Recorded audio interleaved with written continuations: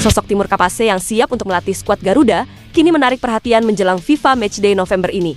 Nova, Arianto langsung siapkan strategi dan formasi khusus untuk menghadapi permainan tim favorit juara di babak penyisihan grup ini. Jadwal laga uji coba skuad Coach Indra Safri di Jeddah FIFA Matchday November ini akhirnya diumumkan dan tidak masuk hitungan ranking FIFA. Keputusan PSSI menghibernasikan timnas Indonesia dari kalender internasional membuat sosok Marten Paes liburan lebih cepat. Ramai soal Federasi Sepak Bola Malaysia yang kini diminta untuk mengakui kesalahan atas pemalsuan dokumen ketujuh pemain naturalisasinya. Jadi, Space 11 kini akan coba mengulas informasi selengkapnya di atas sebagai berikut.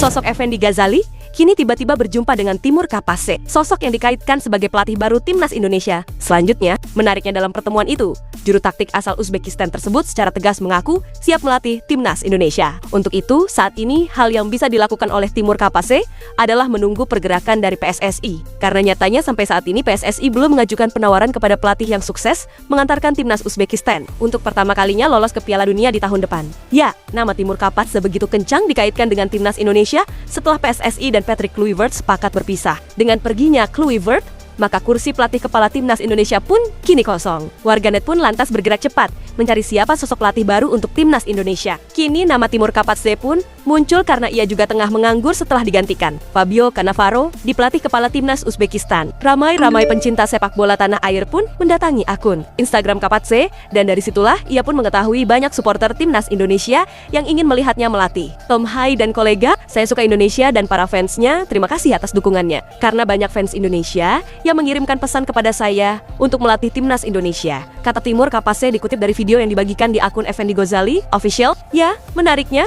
Bagayung bersambut Timana Kapase juga tertarik melatih timnas Indonesia. Ia mengaku menunggu dan siap menerima jika PSSI memberikannya tugas untuk melatih skuad Garuda, di mana Kapase mengaku sedang free alias tidak melatih tim manapun. Karena itulah, ia merasa siap dan tinggal menunggu dari pihak PSSI saja. Saya menunggu, saya siap melatih timnas Indonesia. Insya Allah karena saat ini saya free, jadi saya menunggu.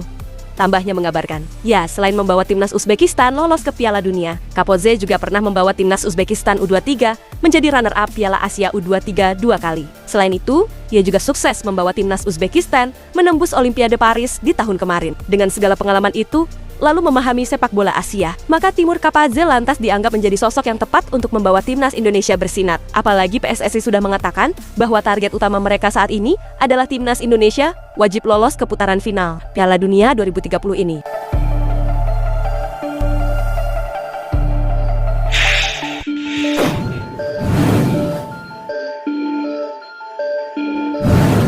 Keputusan PSSI untuk menghibernasikan para pemain timnas Indonesia dari kalender internasional membuat Marten Paes liburan lebih cepat. Ya, sejatinya timnas Indonesia bisa menggelar pertandingan di November ini. Namun FIFA Matchday periode November ini tidak dimanfaatkan oleh PSSI. Hal ini dilakukan PSSI karena belum menunjuk pelatih baru timnas Indonesia setelah tersingkir di putaran keempat. Karena tidak ada pertandingan internasional, maka Marten Paes pun tidak akan dipanggil ke Indonesia. Ya, di November ini PSSI hanya menggelar laga uji coba untuk timnas Indonesia U23. Di saat yang sama, FC Dallas sudah bebas dari jadwal pertandingan, di mana skuad FC Dallas diliburkan setelah tersingkir di fase pertama playoff Major Soccer League di musim ini. Pada 26 Oktober kemarin, FC Dallas kalah 0-3 dari Vancouver Whitecaps FC. Selanjutnya, pada leg 2, FC Dallas kalah adu penalti setelah bermain imbang 1-1. Namun, dalam dua laga ini, sosok Marten Paes tidak masuk daftar susunan pemain. Selain itu, Marten Paes juga tidak masuk susunan pemain FC Dallas sepulang membela timnas Indonesia di putaran keempat kemarin. Karena itu, sosok Marten Paes harus menjalani liburan lebih cepat, di mana ia akan fokus menangani cederanya yang belum benar-benar pulih sambil menunggu MLS musim berikutnya bergulir.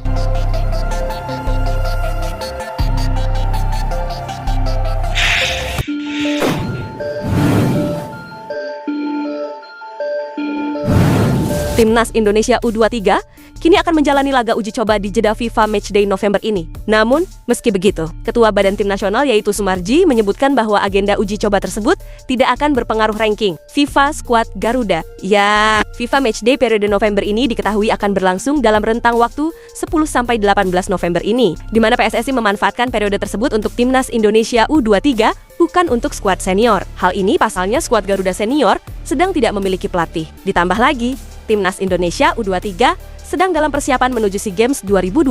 Oleh karena itu, kalender FIFA Matchday November ini akan dimanfaatkan oleh armada Coach Indras Jafri. Kata Sumarji, Timnas Indonesia U23 akan menjalani 2 pertandingan uji coba, namun laga tersebut disebut olehnya tidak didaftarkan sebagai FIFA A-Match, alias yang dapat mempengaruhi hitung-hitungan ranking FIFA. Pertandingan Timnas U23 itu didaftarkan Tier 2, jadi tidak mempengaruhi ranking FIFA, kata Sumarji. Ya, Sumarji pun belum membocorkan lawan yang akan dihadapi oleh Timnas Indonesia U23 pada tanggal 15 dan 18 November ini. Namun ia hanya menyebutkan bahwa calon lawan skuad Garuda Muda akan diumumkan dalam waktu dekat ini. Pertandingannya nanti tanggal 15 dan 18 November. Untuk lawannya nanti akan segera dirilis, terang Sumarji. Ya, sebelumnya Timnas Indonesia U23 juga telah memanfaatkan jeda internasional periode Oktober kemarin dengan laga uji coba, di mana pasukan Coach Indras Jafri kala itu menghadapi Timnas India sebanyak 2 kali. Hasilnya, skuad Garuda Muda kalah 1-2 dan imbang 1-1 dalam 2 pertandingan tersebut.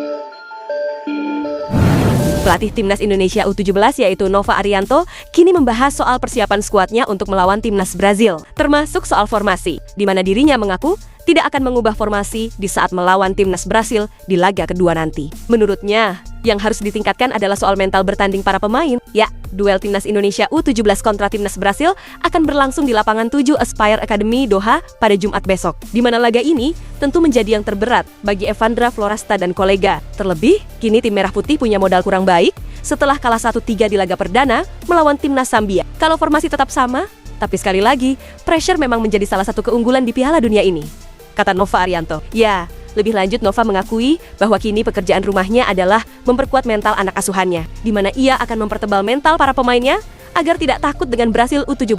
Ia berharap para pemainnya bisa tampil bagus di sepanjang laga nanti, dan harapannya bisa mendapat 3 poin. Saya sampaikan ke pemain, jangan takut sebelum bertanding, dan kita coba sejauh mana kemampuan kita untuk melawan Brasil. Harapannya pemain lebih berani lagi dan siap lagi untuk laga besok, ucap Nova Arianto.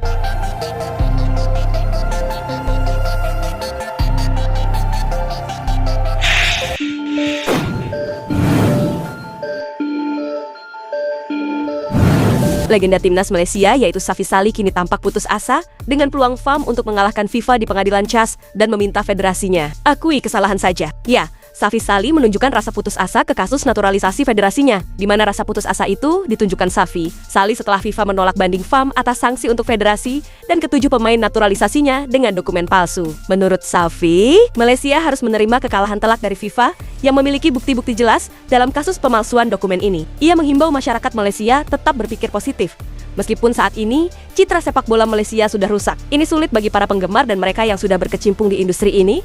FIFA sudah jelas dan kami harus menerimanya. Kami harus meningkatkan diri dan fokus pada pertandingan berikutnya. Kita harus mendukung tim nasional. Kita tidak boleh terpuruk karena ini, kata Safi Salih. Ya, meski banding ditolak, kini Malaysia masih memiliki peluang untuk bertarung melawan FIFA di pengadilan arbitrase olahraga internasional. Namun, di mata Safi Salih, sudah tidak ada kemungkinan bagi Malaysia untuk bisa menang dalam kasus ini melawan FIFA di pengadilan tersebut. Saran bijak pun diberikan untuk federasi, di mana Safi Salih meminta FAM untuk mengakui kesalahan dan belajar dari itu. Selain itu, ia juga memperingatkan agar federasi tidak mengambil keputusan terburu-buru untuk sukses. Melawan FIFA di CAS mungkin tidak akan berhasil. Kita harus menerima kesalahan kita dan belajar dari itu. Kita ingin hasil yang cepat, tetapi kita harus bertanya, apakah kita membuat keputusan yang tepat?